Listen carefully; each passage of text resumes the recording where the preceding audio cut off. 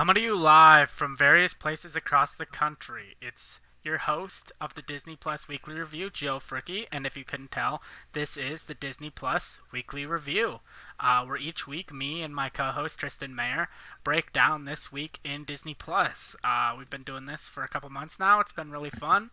It's becoming less fun, at least currently, because we're kind of in a lull in Disney Plus content. There's just not a whole lot to be excited about. Really, we went from, Loki and Bad Batch to just kind of having What If, which isn't really this big arc show that you can kind of theorize about and speculate about. It's just kind of like a review of the episode of the week. So Tristan, what were your thoughts on Disney Plus this week? Do you agree, disagree? Yeah, it's definitely slowing down, but it's been nice, and taking a break from the mad rush of following every fan theory and following everything week to week and all the news of who's in what and who thinks is going to be in what and all of that. It's nice to just, it feels like flipping open a comic book in a way, Hey, what's the story of the week? That's nice. Let's move on to the next one. It's a nice break, but yes, it's been slow, but I do think we have a bit to talk about here, so I wouldn't be too down on the episode. Sure, we're going to have a lot to talk about just with What If. There's a lot to talk about there, but there's some casting news I want to talk about. There's also Okay. uh some stuff towards the end. I think it'll be some fun games you can play. It'll be we can make this podcast into something a bit more fun, I think, than just talking Hmm. about what could be in Loki and what could not be in Loki. Yeah, definitely in this lull until Hawkeye drops in November. I think this is more just going to be a fun hangout show where we're talking about Disney in general. Because next week we won't have an episode because I'll be in Michigan and I leave Thursday evening and I don't come back till Monday. So there's really just not time for an episode. Maybe if Tristan wants to solo a week, he can do that, or we can just accept the fact that we'll go a week without a show. That'll be up to him. We'll Um, see how that goes. but yeah, and so next week we'll have the gallery episode about the finale of Mandalorian to talk about as well. That drops August 25th, and then I believe next week we'll have or next month we'll have Star Wars Visions to talk about for an episode. So there will be some drops throughout until we get to November. That'll be fun to talk about. But to kick things off, let's start with this week's episode of What If, titled What If T'Challa Became a Star Lord?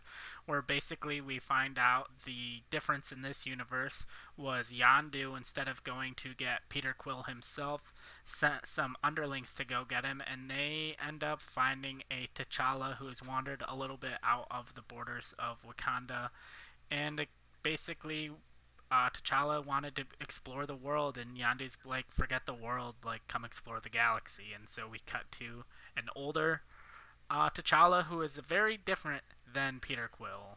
I will say that. And it's kind of, he is in where Peter Quill is trying to kickstart the name Star Lord and wants everyone to call him Star Lord, and no one really cares or has any desire to. T'Challa's kind of the opposite, where everyone's calling him Star Lord, and he kind of rejects that name. But yeah, it's just kind of a follow through of that, and you're kind of seeing him potentially wanting to return to Wakanda.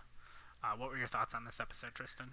I had a good time with it. I texted you a pretty heart attack when in the first few minutes, and they're like, "Oh, T'Challa is now Star Lord, and it makes everything perfect because everyone just likes him so much." And I was like, "Wow, this is like if Marvel forced us to watch the really bad, like Star Wars Forces of Destiny shorts they used to air on Disney Channel. Like this is just forcing your characters into these terrible plots." But by the end, I really ended up liking it a lot, and I rewatched it twice now, and Oh I've well. liked it a lot more each time I've watched it, and I've come on to liking this a lot more than the first one, and I think it leans really well into the premise of the what if. I really enjoyed the themes too because I think it crosses the themes of family, which is a big theme of Guardians and also Black Panther. And like, who is your family? What defines family? And Guardians is very much about like a found family and meeting these people and then like coming together and making that your new family. And Black Panther is also about like how strong is the bond between family versus new blood, and should we entirely rely on family and tradition? And I think it was really interesting to see those two themes cross in these two movies that are very, very different from each other that you would normally not think would cross together. Yeah. Yeah, definitely.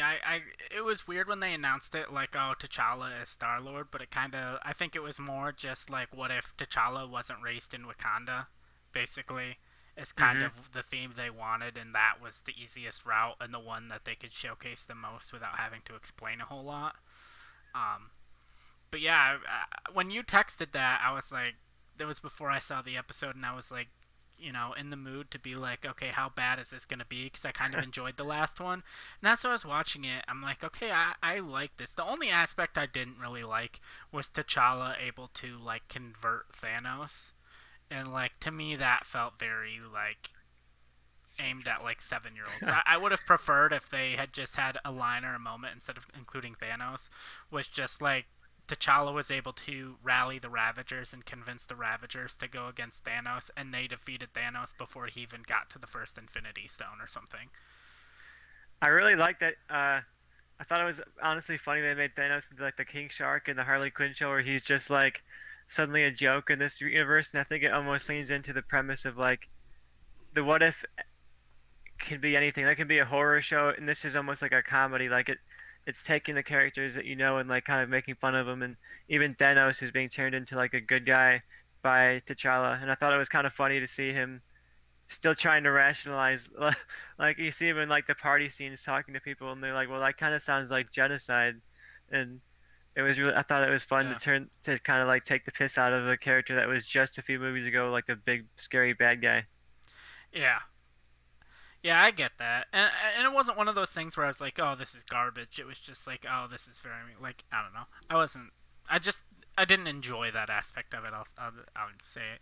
I did like Nebula's kind of like Catwoman almost portrayal of like this is what it would have been like if she wasn't completely abused her whole life. Hmm. I missed Gamora. I felt like it would have been interesting to see like Gamora in this episode, but I felt like she was already good. So like, what would we have got? Just like a more good version of Gamora. So I can understand that aspect of why they. Yeah, I was curious if the Gamora would show up because it was really impressive about this episode, last episode too, but this episode in particular, like Marvel is not pulling back on like bringing in characters and bringing back the people that they can get back. Like Josh Brolin voiced Thanos, and like what kind of world are we in where they're doing an animated show where Josh Brolin's actually coming back and voicing Thanos in it, and Benicio del Toro is in it too, and like all these big name actors are in this random animated TV episode. I thought that was really entertaining. It's fun to see everyone kind of crossing Yeah. over, Not Dave. literally. Not Dave Batista though. If you saw that on Twitter. I did follow that drama. Yeah, There's because always drama going on with David Bautista recently. if you didn't notice, or if didn't see it, some random person on Twitter asked Dave Batista why he didn't come back to voice Drax, and he said they didn't ask him, and James Gunn quote tweeted that with a rather shocked expression. So, part of me wonders if that's like them being like, ah, you've left for Warner Brothers, or so we don't. Yeah, you wonder if like they play nice for the cameras, but there really is this rivalry between the two of them or something. Like I don't know why Marvel would even care at that point because like they're just stomping on DC in reality. Like Yeah, DC's scrapping at the bits to try and like make good movies once in a while. But that would be fun. I mean, not yeah. fun. Part of me That wonders would be though funny too. in the way that corporate drama is funny, but it would be sad for Dave Bautista. Everyone else that was like a main character, like every main character in this was like an MCU staple, right? Um, and really, Drax was the only like MCU character that showed up that was in like half a scene. Everyone else in the movie was like multiple scene characters. So I wonder if it was more just like it's not worth the paycheck to have him back for like half a scene. Yeah, and I wonder. He does have this grander look at what Drax is supposed to be. He was kind of disappointed on how little of a role he played in the defeat of Thanos, and he said like, oh, it was like a slap in the face or something like that. That to have Drax not be so pivotal, and Yeah, I wonder if he said, oh, just two lines, like Drax should be like the main character, and they, yeah, and it was like, I'm not coming back for two lines. yeah. Well, he said he wasn't even asked, so.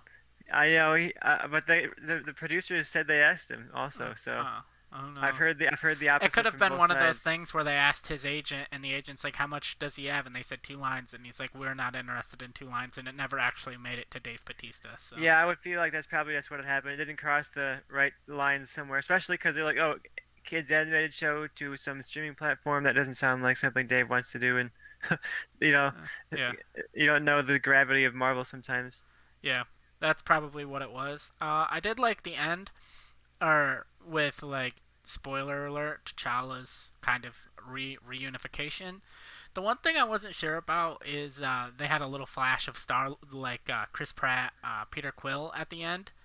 And he looks like he's just kind of working some dead end job, sweeping a floor. I almost would have liked the opposite. I almost would have liked if they were like, oh, he became like a senator or something.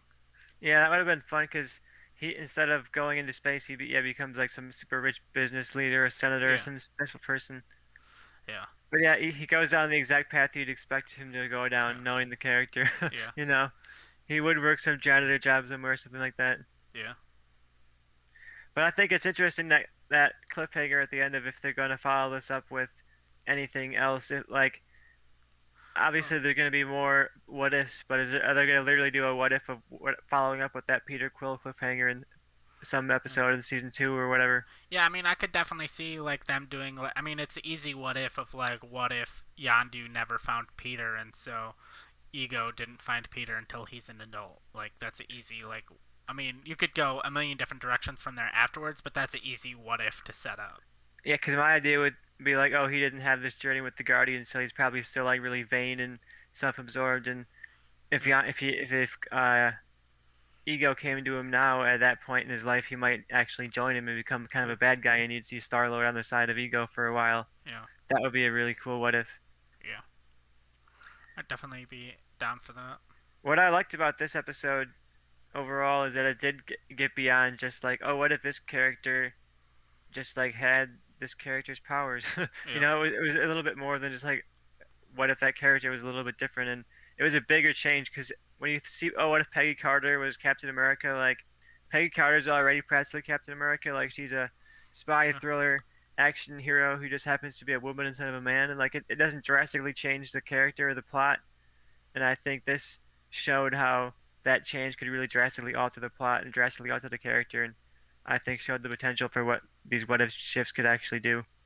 yeah. Definitely. I'm very curious to see what the next episode is because I know the Marvel Zombies one is one they talk about a lot, so I wonder if that's because I'm trying to remember the show the like things that the Disney has put out on Disney Plus of like the summary of each character. The first one was that they just put out before the first What If dropped. The first one was Peggy Carter. The second one, I think, was the Guardians of the Galaxy as a whole, or uh, I think that's what it was, the Guardians of the Galaxy as a whole. And then the third one was just the Avengers as a whole. I could be wrong. And Hmm. so I'm curious. So I think the third one will be Avengers focused, but I'm gonna look it up on Disney Plus because I'm not sure. It might help us. I know the third one was Avengers as a whole, so I feel like that's probably what the what if is going to be related to, and I imagine like Marvel Zombies fits in with that. I can tell you from secondhand, there's some like watching people's reviews because the critics got the first 3 episodes rather than just the premiere, and in their reviews, they all mentioned, "Oh, I'm still looking forward to seeing Marvel Zombies. I'm really curious to see what they're gonna do with zombies and that kind of stuff." So I would imagine, unless they're just baiting me, that means that they didn't Yeah, get that in the first 3 episodes. But they did. I did hear from the critics as well that almost unanimously, the third episode was their favorite. They thought it was the most interesting, the most dark, the most kind of I don't know, engaging to the actual adult Marvel audience yeah. of the three. So I'm curious what it's going to be. Yeah, okay, so the first one was Peggy Carter. The of the most recent ones they've uploaded for the Marvel Legends. The second one was the Avengers Initiative, and then the third one was the Ravagers. So I feel like it definitely just based on that, the third one has to be Avengers focused. Cuz why would the other two ones be directly connected to the first 3 episodes and the third one not be? I'm googling around now, and I am seeing a couple of those random, like we cover comic news dot XY sites that are telling me what the premise is, but I'm not quite sure if I should believe it or if it's just them making assumptions off of trailers and things. What are they saying? Because they are leaning into that it's an Avengers premise and that it follows Loki's arrival on Earth right at like the premise of the first Avengers, but the what if is that someone is separating the Avengers and not letting them all meet and not letting them like assemble essentially because the first Oh, movie that is makes all sense. about like them coming together as a team at the right moment at the right Yeah, time so and what if this the is going to be Avengers the never what if assemble? they never did Yeah, assemble. yeah. I could see that. That makes sense. I'm in on that, especially when they were talking about when the critics were talking about how dark it was. That all tracks. Yeah, you wonder if it's like Loki will literally end the world or something like, Yeah. how dark could it get if they're Yep. talking about dark? Yeah. Maybe they never assemble and like the we get like Avengers tier two, like your Doctor Strange and Falcon and all of those characters. Like it's kind of like hinted at the end that they're the ones that are going to assemble and be like the first team of Avengers. Because we also know that Loki was answering to Thanos in the first Avengers, so they could even tie it forward to Thanos and have Thanos show up once again next week as in a bigger role, Yeah. villain role again. Yeah. Anything else to say about what if T'Challa became a Star Lord? Last thing to say is I need my Howard the Duck spin-off show. I Right. would love to see some all of those Ravagers. Like you were not happy with the Thanos, but I was like, oh, he would be hilarious as like a King Shark, like third-rate supporting Yeah. character in some like Ravagers what if spin-off that follows all these characters on some adventure somewhere. Yeah. And I would be down for that. I think Howard the Duck is a character that Marvel is like spicing up to use somewhere because they keep having him show up here and there. So I think they're looking for the right spot, the right like comedic tone to throw him in. And I And think an animated show could be the way to do it. I'm pretty sure he was voiced by Seth Green, which is perfect. So Yeah, bring him back.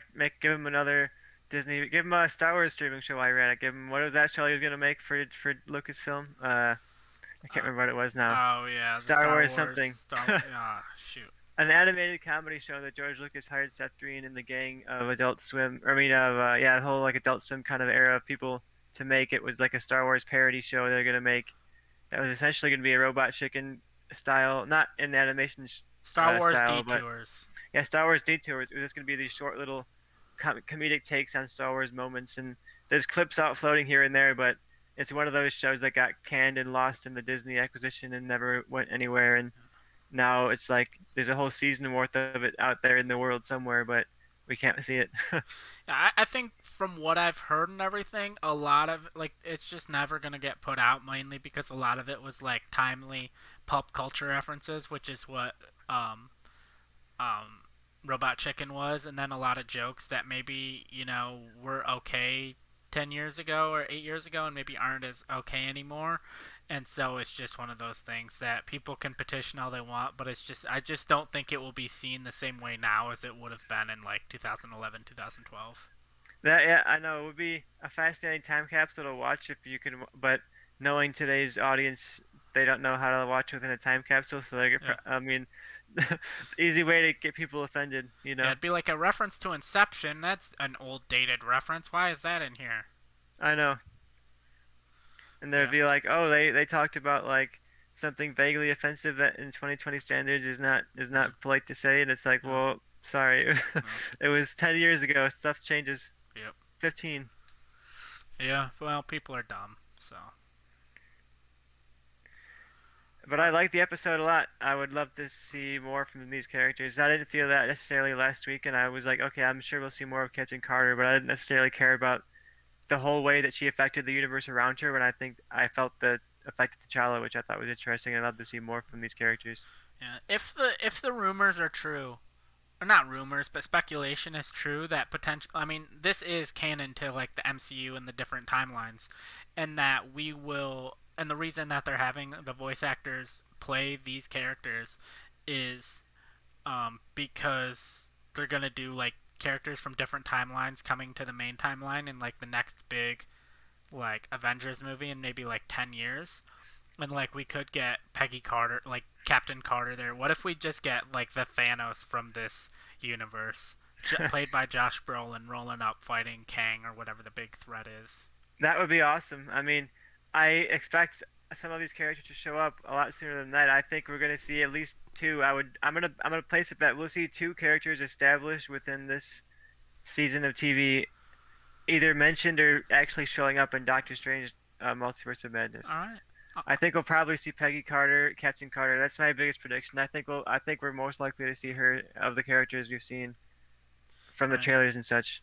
Okay. What are you counting? Like they're established? Like they're now could pop up? Or are you talking like he's flying through the multiverse and it's like, oh look, there was Captain Carter for half a second? Well, I think that kind of counts. Okay. but I think we'll at least see one character prominently featured, like as with speaking lines and scenes. All right. Well, I think I'm gonna rule out T'Challa Star Lord. Well, probably yeah. Unless we got, oh yeah, that would be. I was gonna, yeah, they're not gonna do CG or anything like that for that, so that wouldn't be effective. No, I could roll up to the Black Panther set tomorrow and ask. So, Speaking of Black Panther 2, I do have some Disney Plus series related casting news all right. related to Black Panther 2. Yeah, I saw that, but I want to hear. I cannot remember the actress's name now, but it's the woman who's going to be playing Ironheart, the upcoming Disney Plus streaming series a couple of years away from us now, but it's she's essentially a younger woman who takes on the role of Iron Man in the future, and her character is going to be appearing in Black Panther 2. She's been filming scenes already, according to Kevin Feige. So she's in your neck of the woods, Joe. You're going to be seeing the next Iron Man, the Iron Heart. I've enjoyed her comic books. I read the first, I think the first paperback of her, so I didn't get super into her, but I read like her debut and a couple of the first stories from her. So I liked the concept of her. So I'm curious to see how Marvel's going to take it on. I'm also excited to see, of course, the interconnectivity of something appearing in the movie and then appearing in the TV show, and then vice versa. We're seeing a lot of that interconnectivity growing through this, whether it's in Black Widow, and I'm hoping Doctor Strange too. Yeah, the actress's name is Doctor Dominique Thorne. Dominic Thorne, that's what it is. It is. Yep. Marvel does a good job of just pulling these random people that you barely, maybe in one thing that you might have seen or something like that. If that, especially for this younger generation like this and Miss Marvel and those kind of shows where they're not just the next generation of actual comic, like the new generation of characters, but younger people. Like it's gonna be interesting to see how they bring in like teens and young adults into their lineup of like 50-year-old men.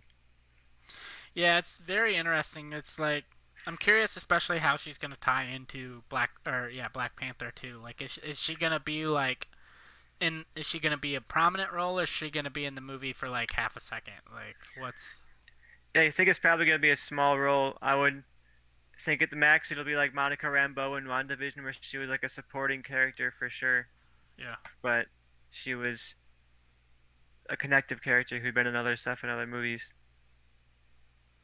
yeah? It'll be interesting to see what happens with that. And they're actually very confident, Joe, that they can keep their schedule set and that things aren't going to get pushed around, even just in normal life production times. Like what happens if Black Panther gets pushed back or something like that, and all of a sudden your Ironheart thing is moved around, and I mean, it's going to be nice to see. It's going to be interesting to see if Marvel can pull off their tight knit schedule between these shows and their movies once now that we're starting to slowly but surely get back to a normal schedule for things. Yeah, yeah, yeah. I'm still waiting on that Spider-Man No Way Home trailer. That's never gonna come. I've heard. I think Monday. Yeah, the Sony Cinema thing is one of these upcoming days, so it'll probably release then. I think part of it is studios are realizing they're just wasting money promoting movies a year before they come out. Yep. Like, build the Especially hype, get the maximum hype. Like, there's no point in having maximum hype a month before your movie comes out and just trying to maintain that. Just get to maximum hype right when the movie comes out. Boom, there you go. yeah, like you can maintain hype like a month before maybe, but you can't like why would Sony release a trailer for Spider-Man like a year before? What do they want you to spend a whole year like they have other movies to promote, Yeah, they want you to be excited for Venom before you think about Spider-Man and exactly. stuff and even other movies that aren't comic book stuff. I think it is good for the industry honestly to be condensing this stuff so the conversation isn't entirely always about the one thing that isn't even out for a year. Exactly. Like, and also too, like these studios are like with the pandemic, studios were releasing movie or trailers for movies like 2 years before they came out. At this point, like No Time to Die, that first trailer had to come out like May of 2019. And you wonder how many millions these companies have lost marketing stuff like Venom and Yeah, stuff like 007 and like every time they release new trailers and push out new posters and everything else, billboards like that's millions of dollars spent that they didn't have to spend over again to rebrand it and remarket it and push it all over and over and over again. exactly. I'm just trying to. I'm looking at the when the first. It looks like the first trailer for No Time to Die dropped December 4th of 2019. So almost 2 years. Just 22 months before the movie comes out, they released the first trailer. I mean, That's the unbelievable. pandemic delayed it and all of that, but And who knows if it'll even make its date at this point. yeah. We have some Loki season 2 news also off of the red Okay. carpet from Shang-Chi. All right. Kevin Feige was asked about like the status of Loki season 2, and he said, "Oh, we're already along the way of like writing it and working on it and getting it going." He said, "Directors moving on to bigger and better things, quote unquote." So they're looking for new directors. So it looks like season 2 of Loki, they're not going to be bringing back the woman who was the helm of the first season. They're looking for something new. I'm curious if they'll bring in a head to be like, okay, that you do season 2 and it's you episode one, two, three, four, five, six, seven, all the way to the end, or they're gonna be typical TV stuff and be like, okay, bring in like six directors and have them each divide it up, and how Yeah. that will affect the unity of it. Because I think what made Loki feel so good was that it all felt like one unified thing. It didn't feel like one episode was like totally different tonally from the others. No, yeah, it definitely did all feel like one thing. So, I'm looking at the directors upcoming on IMDb. Uh, her next project, directing wise, is Untitled Kate Herron Project. Can I throw out some speculation out right now? Yeah, I feel like you got the right direction here, Joe. She's directing the Kevin Feige produced Star Wars movie. That's a good one. I was thinking somewhere in the Marvel department, but that's a much bit more interesting direction. I mean, it was directed well. I liked it. If they I mean, I'm not gonna lie. If they're like she's directing Kevin Feige's Star Wars movie, I'm not gonna be like throwing my fists in the air, being like this is gonna be the greatest Star Wars movie of all time. But I'm also not gonna second guess the decision either. I'm gonna be like, okay. I mean, she did. I Yeah, think she did a good job with Loki. I'm curious to see what she does with the movie. But if that wording was his actual wording of like, oh, she's moved on to bigger and better things, that feels like a slight tease. And maybe it is. Maybe she is directing one of the next upcoming MCU movies. But if I had to make a prediction, it's probably she's directing Kevin Feige's Star Wars movie. yeah, and I think when you look at the Falcon and the Winter Soldier director being tapped to then go direct Captain America, you wonder if they're looking at a Pixar route, if they're using these series in a way to audition some of their directors that haven't necessarily proven themselves on the big screen yet. Similarly to how they pull people like Chloe Zhao, they're like, "Oh, you made Nomadland, that one really good indie movie. Let's give you our movie." And they do that a lot, where they'll pull someone with one or two hits and then say, "Okay, you're ours now." So this could be their way of using the TV as a proving ground. And she came in and proved herself on Loki to make a hit. So I think handing her, whether it's Star Wars, whether it's somewhere in the cosmic world of Marvel, I think giving her that sci-fi space vibe is going to be good for her, because that's what I got off of Loki, the cosmic, the kind of Yeah. fun explorative space vibe that I'd love to see her go to, like a Doctor Who Yeah. style thing.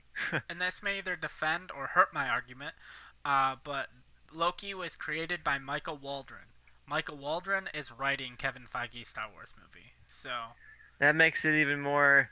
I think that helps your argument a lot, yeah. because that's even more connective tissue. You know. And also, I think, I mean, I know they have Patty Jenkins directing her movie, but I just think having like a women director is more like in the direction Lucasfilm and Star Wars and all that would go. So, Yeah, I think unfortunately women have to prove themselves a bit more than men do sometimes in this department. So her having this TV show under her belt, I think is going to help her be yeah. like, look, I've done this and Yeah, I've and shown that I can do this. I feel like for the most part Loki is people's favorite of the MCU shows. So, Hmm. but yeah. Yeah, really interesting, good direction for her career. I think it'll also be interesting to see who they choose as their director or directors of the next one. Yeah. Yeah, I mean, I had never heard of this woman before Loki, so like I feel like I could speculate, but it's probably going to be another random person I've never heard of. It's not going to be like, oh, fucking David Fincher is directing Loki season 2. Like, Yeah, Marvel's gonna do it. They're gonna do the same thing I've been doing. Tap someone who's done maybe one movie you've heard of someone talk about. you know, we haven't seen it, but you've heard your yeah, the one friend that director of you know Mandy is your one is, friend. Yeah, is doing Loki season 2. yeah. I'm excited to see who they pick. Anything. What else do you got, Joe? We're heading towards the end of the Disney Plus content here already for the week. Yeah, like there were a few documentaries and stuff on there, but for the most part, their documentaries aren't like that interesting to me. I've watched a few of them, and they're all like just kind of like generic. So unless once I was gonna be like, oh, every time a new documentary pops up on Disney Plus, I'll watch it. But I'm at the point where unless it's like super interesting to me and a topic I care about, I'm probably just gonna pass because they're all just like very like surface level, kind of lame and boring. So one of the things I did want to talk about is if you haven't watched any of our previous Disney Plus reviews, after Bad Batch, my goal was to start a Star Wars chronological watch through, which is basically every piece of canon Star Wars video content, whether that's movies, shows, shorts, anything, which got me to 330 pieces of media. So that goes Wow. chronologically from Phantom Menace all the way to Rise of Skywalker. And I'm also doing a James Bond watch through where I'm watching all 24 James Bond movies. So I haven't got super far, It's but mind melting. I've watched all three, or no, not all three prequel movies. I've watched the first two prequel movies, the Clone Wars movie, and I'm on to season 1, episode 10. Oh, I finished season 1, episode 10 of the Clone Wars, and there are a few episodes from other seasons in there as well. But one of the things I want to talk about really quick, if I can find my, there we go, notes, and that I just thought were interesting, like little connections to things that were not yet like made. In Clone Cadets, which is season 3, episode 1, which is the first episode after the Clone Wars movie chronologically. The Clone Cadet Heavy is talking about the squad he's in, Domino Squad, as a bad batch and failures. And so, which I thought was kind of interesting that he threw out the name Bad Batch.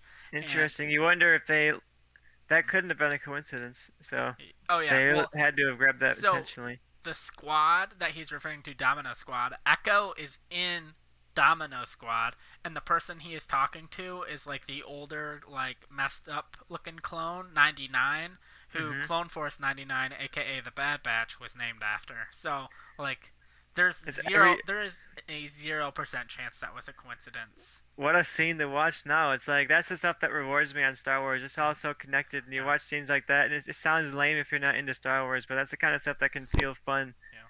All of those little tiny things that all connect in this one scene, you're seeing it all come together.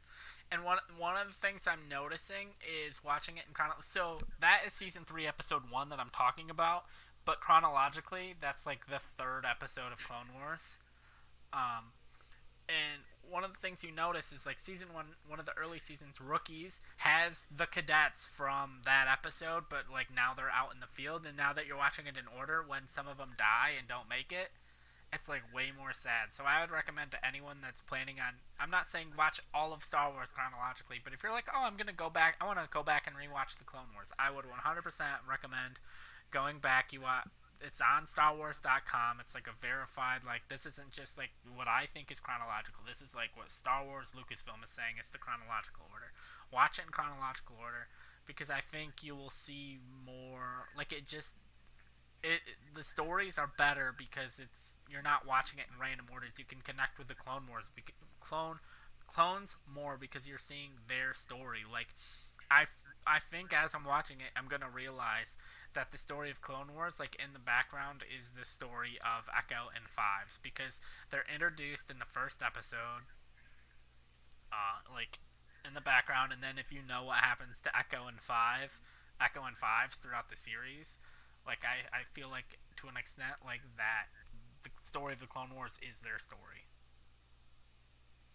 I mean, I would love you're gonna tempt me, Joe, because I already did this. I did this before Rise of Skywalker came out. Of course, there's a dozen hours of stuff that is new between then and now, but I started with Phantom Menace and went all the way through, all the way to the end, and through all of Clone Wars chronologically, all the Rebels, everything else. I skipped Resistance because I don't hate myself that much, but Oh, I I despise myself, so I'm planning on watching Resistance. it was a really rewarding experience, and I think it does enhance Rise of Skywalker for all of its flaws. I would have probably liked it even less if I hadn't watched the whole thing ahead of time. So I'm really excited to see what you're going to think of it because you are more positive already on the movie than I am. So I think you'll get to Rise of Skywalker, and you're going to be pretty into it. So I'm excited for you for that. One other thing I wanted to say is season 1, episode 5 is titled Rookies, which is again part of that same kind of arc with Heavy and Echo and Fives and all them.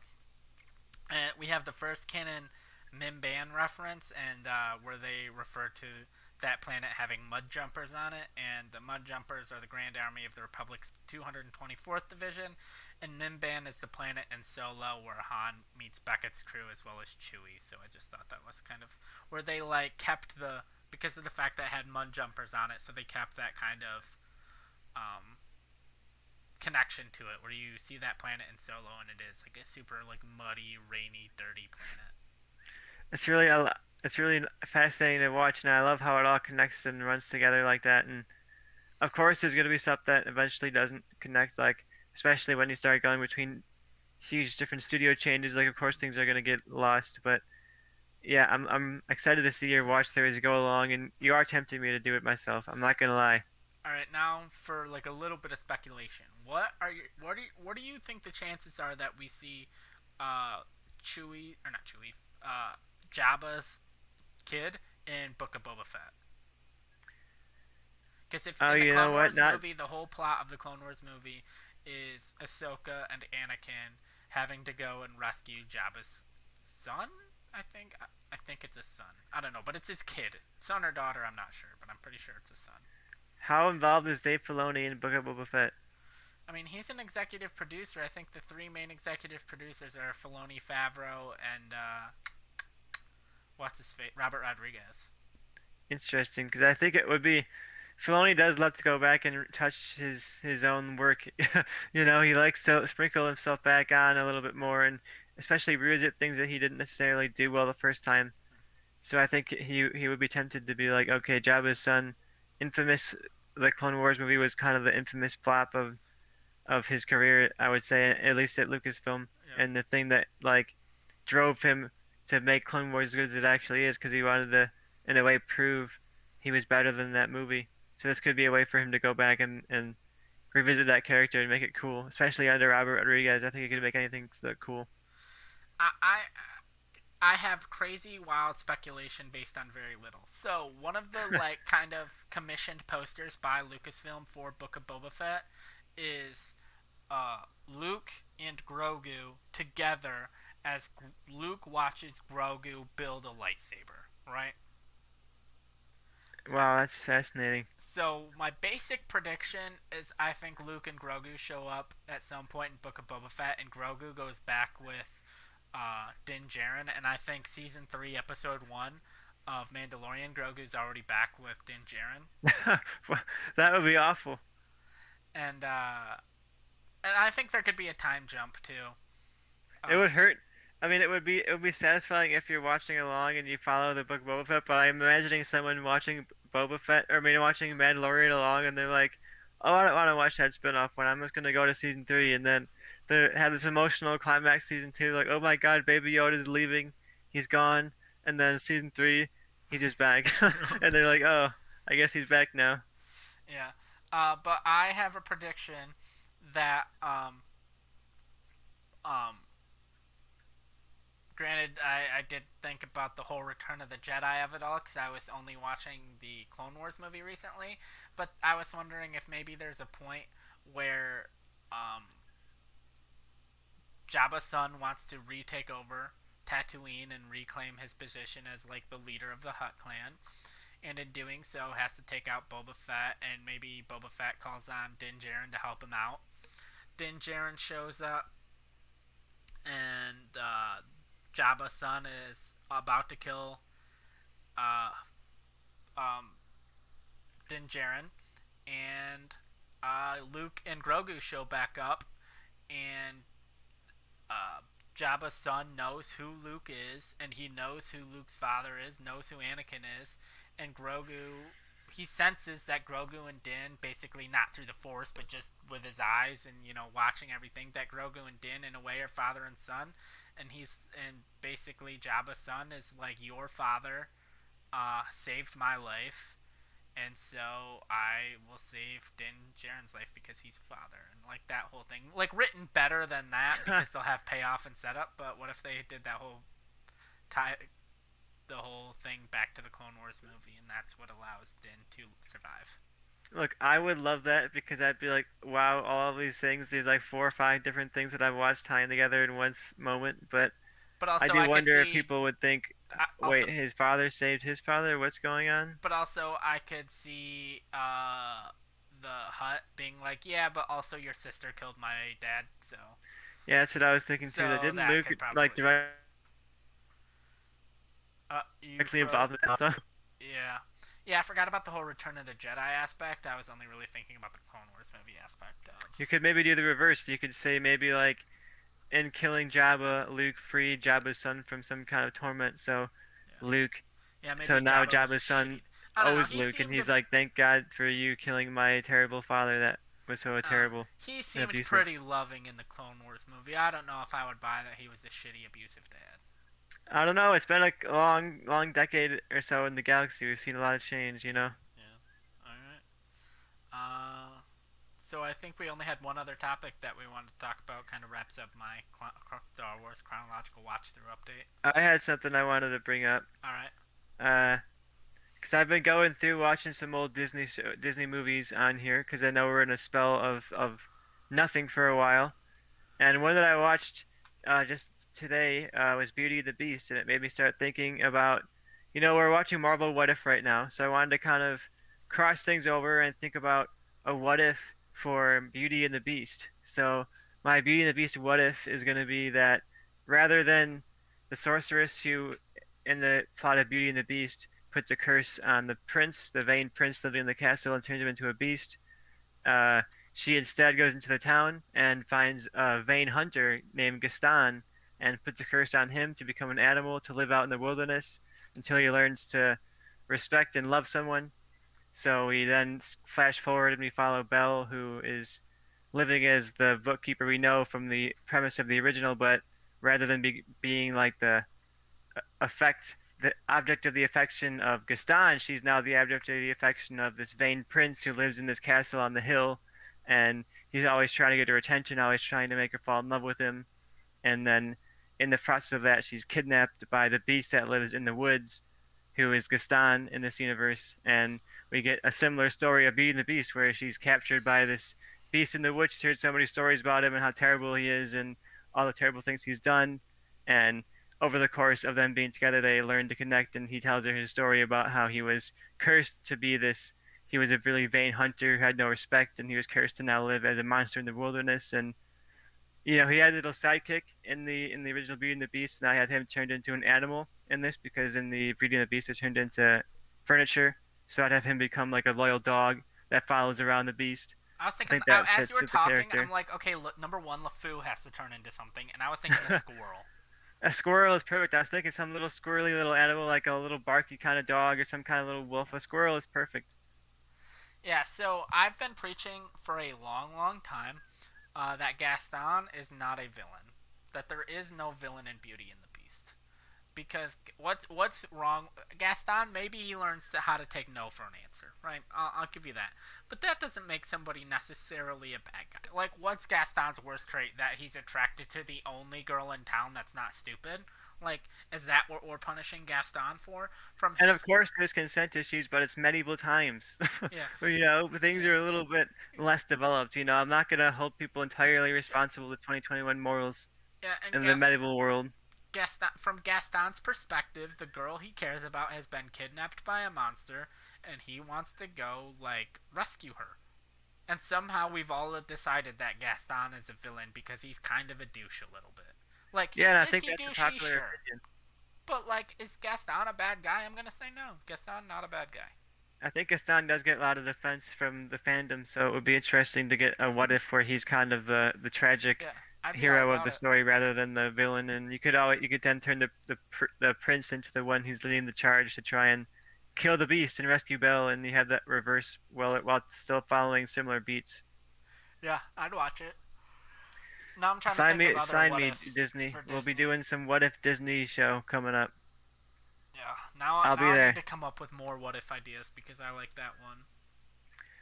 And yeah, we have a few weeks where there's what if going on and not much else. So I was thinking as I'm watching some of these old Yeah. Disney movies, might come up with one or so each week that I think is promising. I was looking back at watching uh Bug's Life. I liked Bug's Life a lot when I was a kid. I wonder what kind of what ifs I could spiral out of Bug's Life. I haven't seen that in a very, very long time. Yeah. Yeah, it's been a long ass time since I've seen A Bug's Life. Yeah, I think one I'd like to see is The Incredibles of what if Mr. Incredible took Buddy as his sidekick. Oh, that would be a very different universe. I like that. And maybe someone else becomes like maybe this is what it is. Buddy becomes his sidekick and like trains him and all of that. Um, he still meets and the kids basically resent Buddy because um it's kind of like the Howard Stark Captain America Iron Man of it all where their dad like talks about how great Buddy was and how great of a sidekick he was and how he didn't even have powers and he was still this amazing hero. And then you have like Dash and his sister who just like hate that so much and they become the villains. That'd be really interesting. I like that because it's a definitely a twist where the characters that are the heroes also become the villains. It's not Yeah. just like, oh, what if this guy was a little bit different? It's you're changing the world around them because of it too. Yeah. There we go. That's my pitch for my what if this week of what if Buddy became Mr. Incredible's sidekick. I like that. I need that what if Disney show. They could Yeah. sign us. Come on. I know you guys are watching Disney. Disney. We are the official review of Disney Plus.